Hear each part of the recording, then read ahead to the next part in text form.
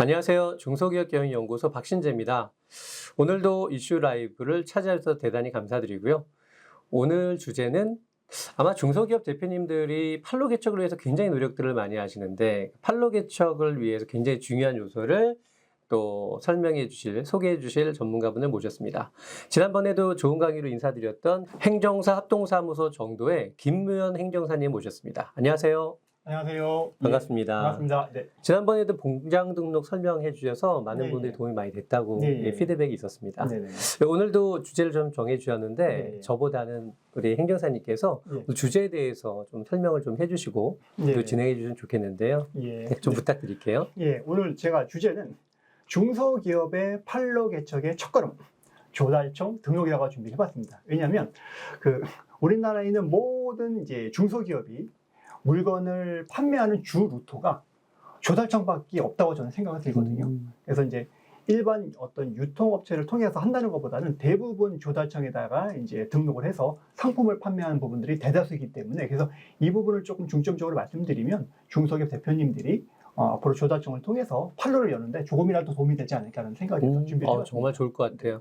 최근에 경기가 좋지 않다 보니까 네, 그래도 정부 예산은 항상 이제 정해져 있고 맞습니다. 예산을 따기 위해서 굉장히 경쟁이 치열하다고 생각이 드는데 네, 맞습니다. 경쟁에서 이기기 위해서는 분명히 전략이 필요하고 그 전략을 오늘 좀 말씀해 주실 거라고 믿고 네, 저도 경쟁에 잘 듣겠습니다. 네, 알겠습니다. 잘 부탁드리고요. 저는 나중에 좀 이따가 질의응답 시간에 다시 한번 인사드릴게요. 네, 알겠습니다. 오늘 제가 아까 말씀드린 것처럼 중소기업의 판로 개척의 첫걸음, 조달청 등록에 대해서 말씀드리겠습니다. 네. 제가 오늘 강의할 순서는요.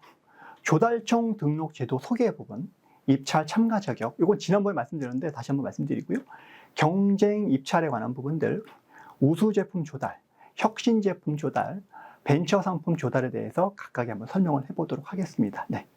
많은 시간이 아니기 때문에 제가 기본적인 개념 위주로 해서 말씀드린다고 생각하시면 될 것 같습니다. 조달청은 일단은 이제 우리가 상품을 이제 중소기업에서 판로를 열기 위한 핵심적인 주무부처라고 보시면 될 것 같습니다. 그래서 중소기업에서 조달청을 통해서 내 상품을 판로를 열어서 등록하기 위해서는 조달청이 어떠한 기관인지에 대한 이해가 선행되지 않을까 하는 생각을 듭니다. 그래서 조달청은요, 물품을 구매를 해서 공급을 하고 공사계약 관리를 한다든가 주요 원자재를 비축해서 사업을 운영한다든가 이러한 여러 가지 운영을 합니다. 또 하나는 나라 장터를 운영을 하고 관리하는 업무를 한다라고 이제 보시면 될 것 같습니다. 그래서 조달청에 우리 회사의 제품을 판로를 열기 위해서는, 등록을 하기 위해서는, 구매 계약을 하기 위해서는 여러 가지 상품을 판매할 수 있는 제도들이 있습니다. 그래서 이 제도들의 이해도 다시 한번 선행이 됩니다. 그래서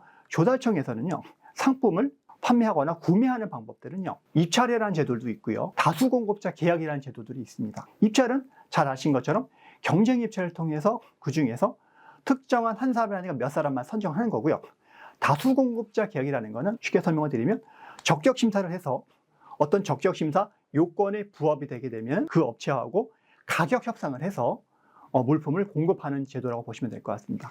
그 다음에 벤처는 벤처 등록이 된 회사들이 주로 이제 처음에 시장을 개척하기 위해서 이 회사를 좀 더 이제 키워주기 위한 그런 제도라고 보시면 될 것 같고요.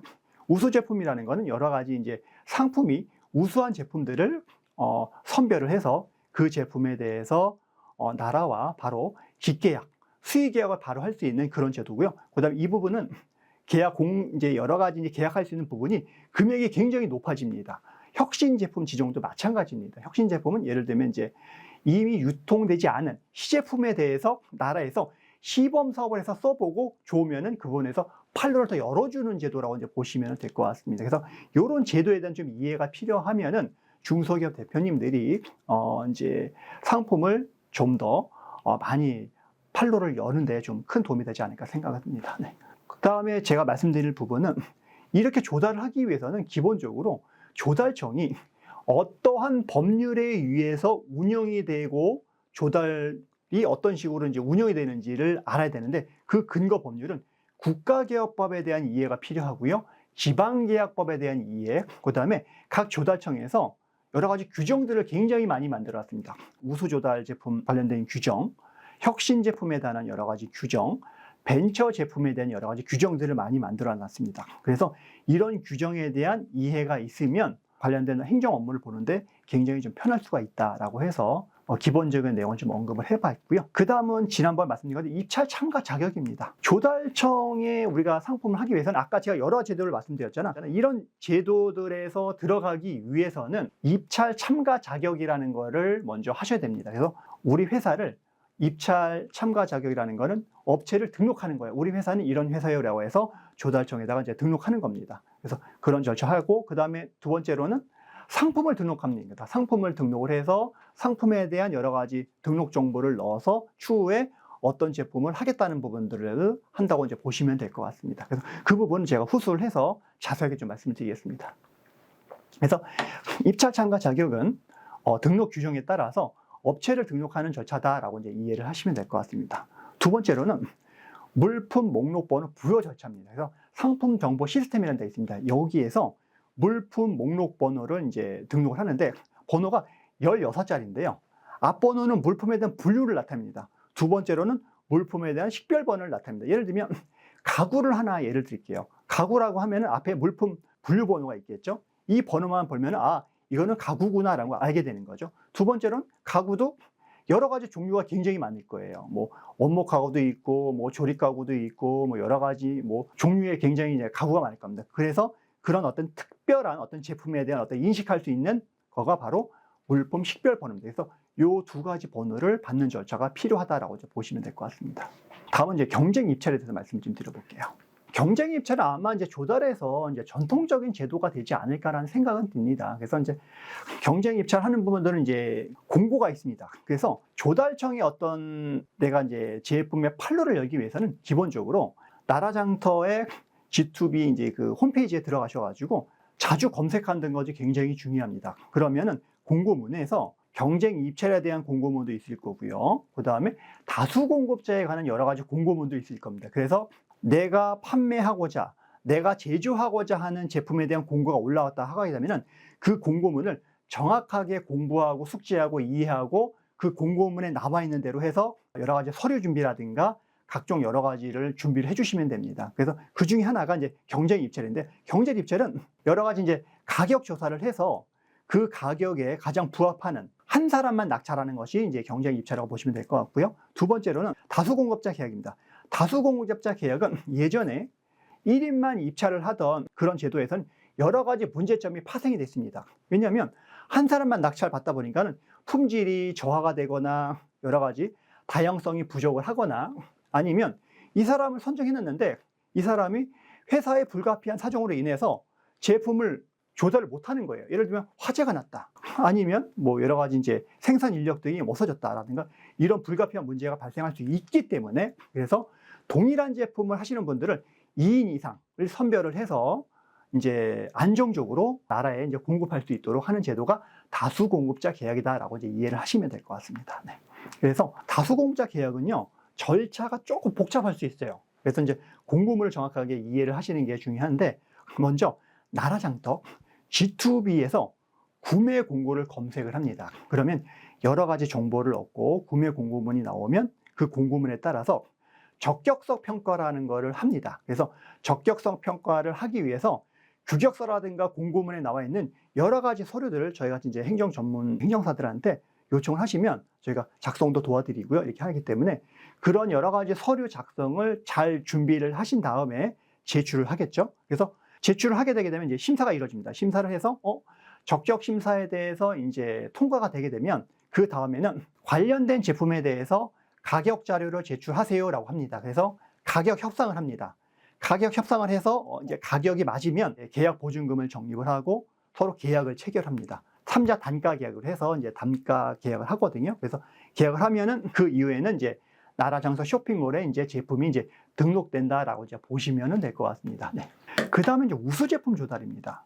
우수제품 조달은 조달청에서 우수제품 제도라고 했는데요. 이게 이제 96년도에 뭐 처음 이제 도입됐다고 하는데, 중소기업마다 이제 굉장히 우수한 제품들이 많이 있습니다. 뭐 특허도 받고 신기술이라든가 어떤 뭐 신제품 인증도 받고 하는 굉장히 우수한 제품들이 있는데, 이러한 제품들만 선정을 해서 중소기업에 또 판로를 더 열어주는 거예요.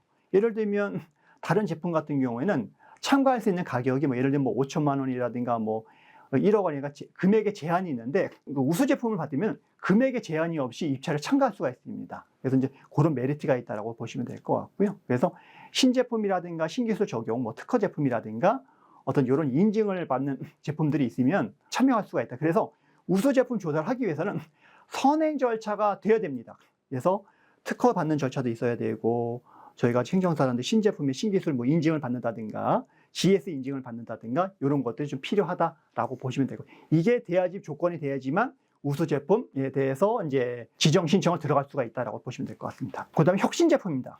혁신 제품도 동일합니다. 혁신 제품도 동일한데 혁신 제품이란 게 뭐 기술의 혁신성이라든가 이런 거를 좀 있는 제품에 대해서 혁신성이라든가 이런 거를 좀 심의를 해서 이 제품은 우리가 한번 나라 차원에서 한번 좀 써보면 좋겠다라는 제품들이 굉장히 많이 있습니다. 그래서 우리 중소기업에서 좋은 제품들 너무 많이 개발을 합니다. 근데 이거를 판매하거나 홍보할 수 있는 게 사실상 없습니다. 여러 가지 행사들도 많이 열잖아요. 뭐 제품 시연 행사나 열지만 그런 것들이 한계가 있기 때문에 그래서 이제 나라에서 시범적으로 써주는 어떤 제도가 혁신 제품인데 보통은 유형이 두 가지가 있는데 대부분 이제 유형 2 해서 혁신 시제품이라는 걸 합니다. 그래서 아직 시장에서 내놓지 않은 시제품을 나라에서 구매를 해서 한번 써보는 겁니다. 써보면 나라에서 이 제품 굉장히 좋네라고 하면은 이제 그 제품에 대해서 대한민국에 있는 모든 행정기관에 홍보를 해서 소문을 내주는 거죠. 쉽게 얘기를 하면은 이 제품 너무 좋아요라고 해가지고 홍보를 해주는 그런 제도라고 이제 보시면 될 것 같습니다. 그래서 이 제품을 쓴 회사들, 나라기관, 수요기관은 행정기관은 또 이제 담당자들이 이 제품을 썼는데 만약에 안 좋다라고 해서 책임을 지거나 그런 게 없어요. 구매 면책이라고 하거든요. 그래서 각 기관마다 구매자들은 구매 면책으로 보호도 받을 수 있고 수의 계약도 가능하고 이제 이 제품을 하는 회사들은 그래서 이런 메리트가 있다라고 이제 보시면 될 것 같습니다. 네. 이제 다음은 이제 벤처 이제 제품입니다. 벤처 제품 같은 경우는 이제 벤처 회사라든가 이제 이런 회사들이 있는데 이런 회사들이 참가하는 과정이라고 보시면 될 것 같습니다. 그래서 이제 조달청에는 여러 가지 이제 장터들이 있어요. 벤처 나라, 혁신 장터, 우수 조달 뭐 장터라든가 이런 여러 가지 있고 또 이제 교육청에서 하는 것도 있죠. 교육청 이제 뭐 군에서 하는 여러 가지 장터들이 있는데 각 장터들마다 이제 나라에서 이제 하는 이제 제품마다 이제 하는 부분들이 있어서 이 부분 같은 경우는 이제 벤처 회사들이나 어떤 창업 기업의 전용몰이라고 보시면 될 것 같습니다. 그래서 벤처 나라 같은 경우에는 정부 차원에서 우수한 벤처 기업과 창업 기업의 이제 008호를 확대해주기 위해서 이제 2016년도 이제 10월에 이제 구축한 벤처 창업기업 온라인 전용몰이라고 이제 상품몰이라고 되시면 될 것 같고요. 조달청에서 운영 관리한다고 보시면 될 것 같습니다. 그래서 벤처 나라는 등록된 상품들은 이제 여러 가지 이제 기관에서 이제 인증을 이제 지정을 해주는 거죠. 지정을 해주면 그 이후에 이제 단가 계약을 해서 나라장터 조달청이 이제 등록하는 절차다라고 이제 보시면 될 것 같습니다. 이제 쭉 제가 내용을 정리해봤지만은 이제 기본적으로 흐름은 이것도 마찬가지로 공고가 필요합니다. 그래서 공고문을 꼼꼼하게 검토를 해야 되는데 만약에 중소 창업 기업이라든가 벤처 인증을 받은 회사들이 이 부분에 대해 관심이 있다고 하게 되면 이전에 벤처 상품 조달 지정 공고가 올라온 게 있습니다. 그래서 공고문을 잘 검토를 하면은 그 요건들이 나와 있습니다. 그래서 그 부분에 대해 학습을 정확하게 하시고 그런 다음에 이제 준비를 하셔야 됩니다. 왜냐하면 아까 말씀드린 것처럼 이건 종합적 정리가 될 수도 있는데 벤처 상품이라든가 혁신 제품이라든가 우수 제도라든가 이거를 준비하는 과정들이 너무나 험난합니다. 왜냐하면 30장, 40장 되는 여러 가지 관련된 레포트를 작성해야 됩니다. 제품에 대한 특성, 뭐 우수성, 상품성, 혁신성, 회사의 어떤 발전성 이런 부분에 대해서 굉장히 레포트를 정확하게 써주고 입증도 해야 되고 하는 부분이라서 그 서류 작성하는 분이 굉장히 쉽지가 않습니다. 그래서 전문으로 그거를 이제 도와드리는 저희 이제 인허가점 행정사들도 회사에 대해서 굉장히 공부를 많이 하거든요. 그래서 어떤 제품이 들어온다고 하게 되면 그 회사에 직접 가서 생산 시설도 공부도 하고 공정도 공부도 하고요. 제품의 특성도 공부도 하고 그다음에 이제 특허증 오면은 이제 특허에 대해서 변리사님들 붙잡고 해서 이것도 같이 이제 공부도 하고 해서 그 회사의 제품과 여러 가지 이제 회사도 다 이해를 해야 됩니다. 그래야지만 수많은 30개 되는 여러 가지 페이퍼를 작성할 수 있는 부분이라서 굉장히 어려운 부분들이다. 그래서 지금 공부도 많이 해야 되고 대표님도 이것도 브리핑을 하셔야 됩니다.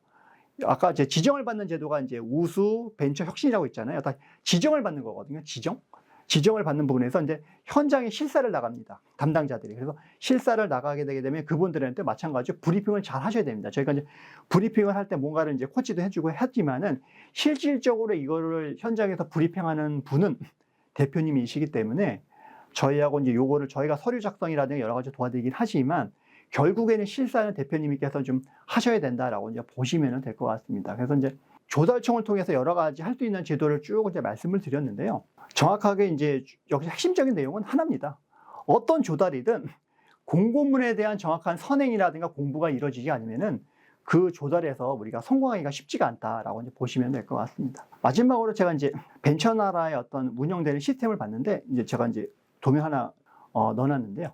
벤처나라 같은 경우는 또 하나 중요한 게 뭐냐면은 유관기관에서 추천을 받아주면은 점수가 있습니다. 가점을 받아야 되는데 그 가점 중에서 유관기관의 추천서를 받는 게 가장 중요합니다. 예를 들면 어떤 제품이 있습니다. 이 제품이 있는데 서울시 서초구에서 대표님 이 제품 너무 좋습니다. 이거 저희가 추천을 해드릴 테니까 벤처날에 한번 등록을 해보세요라고 하면은 담당자가 추천서를 써줍니다. 그러면은 추천서를 써주면 점수가 높기 때문에 지정을 받을 수 있는 가능성이 굉장히 높습니다. 그래서 창업기업들은요, 좋은 제품을 만들면 본인만 갖고 있는 게 아니라 제안서인 걸 만들어서 행정기관들 막 다니셔야 되세요. 다니셔가지고 우리 이런 제품 굉장히 좋은데 이거 한번 제가 주무관님 제가 보여드릴게요. 이거 한번 서초구에서 한번 써보시면 어떨까요? 라고 해서 그러면 자체적으로 한번 써볼 수 있습니다. 서초구에서 예를 들면 그러면은 서초구에서 너무 좋아요. 그러면 담당자가 이거 대표님 이거 너무 좋네요. 이거 한번 해보시자고 하면은 추천서를 써주면 벤처나에 등록되게 되면은 그 이후에는 이제 전국적으로 퍼지는 거는 시간 문제가 아닐까라는 생각이 듭니다. 그래서 이제 이런 제도가 있으니까 팁으로 말씀을 드렸고요. 그래서 오늘 쭉 이제 조달청을 통해서 이제 제품을 등록하는 여러 제도가 있습니다. 그래서 조달청은 막연하게 뭐 입찰이다 이것만이 아니라 여러 가지 제도를 통해 가지고 상품을 공급할 수 있는 제도들이 있다. 그래서 이 제도를 정확하게 이해해야 되는데 가장 기본적으로 이해하기 위해서는 공고문에 대한 이해가 필요하다는 것을 마지막으로 강조를 하고 이 강의를 마무리하려고 합니다. 네. 그래서 이제 쭉 정리를 하고요. 이제 Q&A가 있으면 그 부분에 대해서 이제 본부장님하고 대화를 나누도록 하겠습니다. 네. 감사합니다. 네, 행정사님 오늘도 강의 잘 들었습니다. 질문이 좀 생겼는데요. 예. 질문 좀 드려도 될까요? 예. 조달청에 등록을 사실 한번 하면 예. 사실 기업 입장에서 엄청 좋잖아요. 네, 맞습니다. 근데 한 번 등록으로 평생 가진 않을 것 같고 네. 등록되면 유지 기간이 있을 텐데 그런 네. 것들은 어떻게 좀 보면 될까요? 그러니까 사실상 아까 제가 설명드린 것처럼 예. 공고문을 좀 봐야 됩니다. 공고문. 네. 공고문에 이제 계약하는 기간들이 다 있거든요. 네. 그 계약 기간을 잘 보셔야 될 것 같고, 그래서 이제 그 계약을 유지하기 위해서 그 계약 조건들을 잘 충실하게 이행하는 게 중요하고요. 네. 근데 어떤 회사들은 예를 들면 이제 조달청에 이제 공고문이 나와서 계약 기간을 예를 들면 2년이라고 할게요. 그 2년 동안 충실하게 그 계약 조건들이라든가 조달 공고 계약을 이행해야 되는데, 그걸 충실하게 이행했는데 다른 조건 때문에 기간을 지키지 못해가지고 조달이 안 되는 회사들도 간혹 있으세요. 아, 그래요? 예, 예를 들면 어떤 거냐면 이제 조달 같은 경우들이 다 연결되어 있다고 했잖아요, 제가. 네.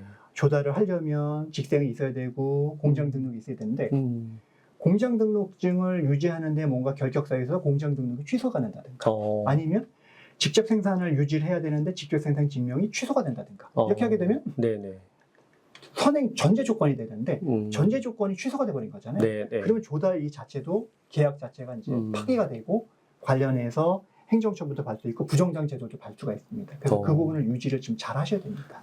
그러면 어렵게 등록이 됐는데 유지가 안 돼서 취소가 네. 되면 이건 굉장히 낭패겠네요. 회사의 입장에서는 굉장히 큰 타격이죠. 왜냐하면 조달 그것만 갖고 먹고 사는 회사가 대부분이기 때문에 네. 거의 사실상 회사의 존폐가 달린 문제라고 보시면 될 것 같아요. 그러면 이제 등록됐다가 취소가 됐다라는 그런 그 이력이 남으면 네. 재등록할 때 좀 어려움이 있습니까? 아무래도 이제 심사를 할 때 이력이 남기 때문에 그래요? 아무래도 이제 그런 부분 좀 색안경을 보고 끼는 경우가 있지 않을까라는 생각. 그 관리를 잘 해야 되겠네요. 예, 맞습니다. 이제 한번 입찰이 되면은 그거를 이제 관련된 것들을 다 유지할 수 있도록 조건하셔야 됩니다. 네네. 조달청에 나와 있는 공고문의 조건도 충실하게 이행하셔야 되고 앞서서 직접 생산 증명도 이제 2년마다 잘 유지를 해야 되기 때문에 그 조건도 유지하셔야 되고 네네. 공장 등록을 하기 위한 부분도 잘 유지를 하셔야 되고 그래서 축에서는 3단계가 잘 맞아야 된다. 그래야지만 조달도 원활하고 이제 잘 진행할 수 있다고 보시면 될 것 같습니다. 알겠습니다. 질문 한 가지가 더 있는데 사실 제도가 여러 가지가 있잖아요. 그래서 기업마다 사실은 이런 제도를 다 활용하면 좋을 텐데 그렇진 않을 것 같고 네, 그 맞습니다. 기업마다 어떤 조건들이 좀 있나요? 제가 아까 말씀드린 것처럼 여러 제도들이 있잖아요. 네, 뭐 이제 경쟁 입찰도 할 수도 있고, 뭐 마스도 있고, 네, 우수조달도 있고 여러 가지 있는데 그거는 회사가 현재 컨디션도 봐야 되고, 예를 들면 벤처 회사다, 창업 기업이다라고 하면은 이 회사는 벤처 나라를 하시는 게 맞습니다. 기존에 이제 벤처 회사가 아닌 회사가 벤처 나라에 등록할 수는 없는 부분이거든요. 네, 네. 그 다음에 이제 우수조달이다. 우수조달 같은 경우에도 어떤 회사들이 이 제품이 우수조달을 할 수 있는 조건을 갖춰야 되는 거잖아요. 그렇지 않은 회사가 들어갈 수가 없는 거거든요. 그렇죠. 또 하나는 혁신제 제품.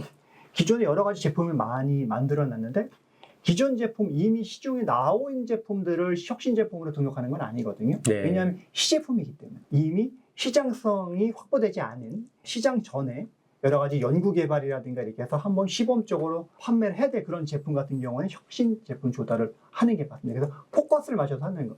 다만 다수 공급자 계약이나 경쟁 조달 같은 경우에는 네. 공급문에 따라 좀 차이는 있긴 하지만 대부분의 회사들이 이제 참여할 수 있는 길은 있을 수 있다라고 보시면 될 네, 것 네, 같습니다. 알겠습니다. 예, 말씀 감사합니다. 네, 지난번에 이제 기업이 창업을 한다거나 새로운 사업으로 도약을 할 때 필요한 부분이 행정이었는데 지금은 또 회사가 매출을 유지하고 매출을 창출하고 또 매출을 유지하기 위해서도 행정사님의 도움이 좀 많이 필요하다는 다시 네, 한번 맞습니다. 느꼈고요. 네. 요즘처럼 경기가 어려울 때 많은 기업들이 조달 입찰을 통해서 매출 판로를 개척하려고 노력들을 많이 하실 때 오늘 영상이 그런 고민에 있는 대표님들께 큰 도움이 좀 되었으면 좋겠습니다. 오늘도 이렇게 좋은 말씀 감사드리고요. 또 다음에 또 좋은 주제로 한 번 더 찾아와 주실 수 있으실까요? 그럼 물론. 예, 또 한번 네, 모시겠습니다. 알겠습니다. 예, 오늘 이슈 라이브 잘 들으셨죠? 분명히 기업이 성장하는 데는 여러 전문가분들의 도움이 필요한 것 같습니다. 그래서 각각의 전문가분들에 대한 업무 역할에 대해서 이해를 충분히 해주시면 특히 행정사님이 어떤 일을 하시는지를 알면 기업을 운영하는데 또 기업을 성장시키는데 굉장히 중요한 퍼즐 조각이 되지 않나라는 생각을 좀 해봅니다. 오늘 이슈 라이브 참여해주신 모든 분들 너무너무 감사드리고요. 선선한 가을에서 겨울로 넘어가는 이 시점에 건강 조심하시고 또 다음에 인사드리겠습니다. 감사합니다.